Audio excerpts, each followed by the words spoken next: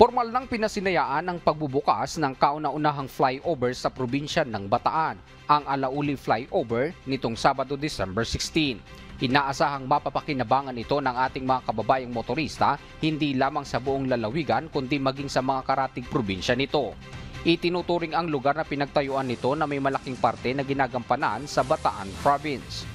Itong Roman Expressway, ito yung parang ating Silk Road, yung main trade route galing sa mga port natin sa Mariveles, sa Limay, papunta po sa Metro Manila, Region 3 and Region 4. Yung mga gasolina na galing dito, yung mga import products from our free port, going to the pier sa iba't ibang lugar, dito po dumadaan. So, ito po yung ating trade route or Silk Road.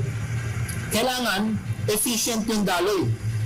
Ayon naman kay Governor Joyce Garcia, nais na mahabol ng pamahalaang panlalawigan ang standard at kasalukuyang kalagayan ng mga maayos na pangunahing lansangan sa bansa.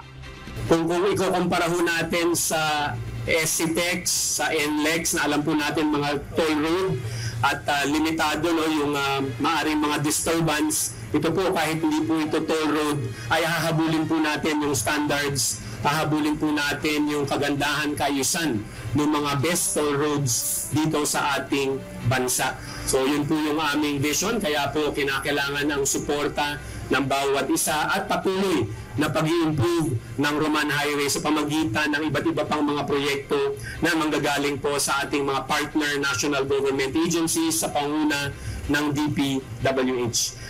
Ayon naman kay DPWH Senior Undersecretary Emil Sadain, malaki ang halaga ng naturang flyover bilang paghahanda sa nalalapit na konstruksyon ng Bataan-Cavite Interlink Bridge. Malaki po ang population targets niya.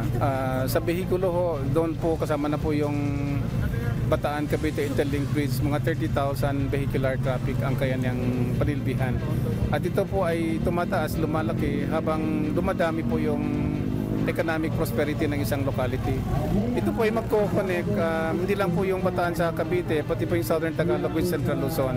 So lahat po yun ay uunlad sabay-sabay po. Nanawagan naman si Representative Garcia sa mga kababayan na nagmamay-ari ng lupa na posibleng madaanan ng mga proyekto ng pamahalaan na makipagtulungan sa gobyerno kung kinakailangan para sa kapakinabangan ng mas nakararaming tao. Kung gobyerno ang may kailangan ng kapirasong lupa for public use, naman itong lahat na ito, ay hirap na hirap pa yung ating pamahalaan.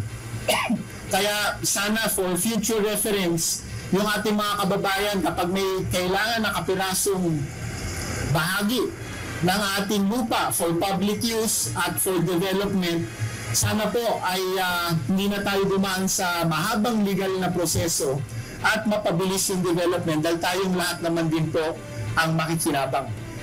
Diyos ang aming sandigan, serbisyo publiko ang aming pinahalagahan. Mula rito sa Bataan, Milanio Aquino, humahataw!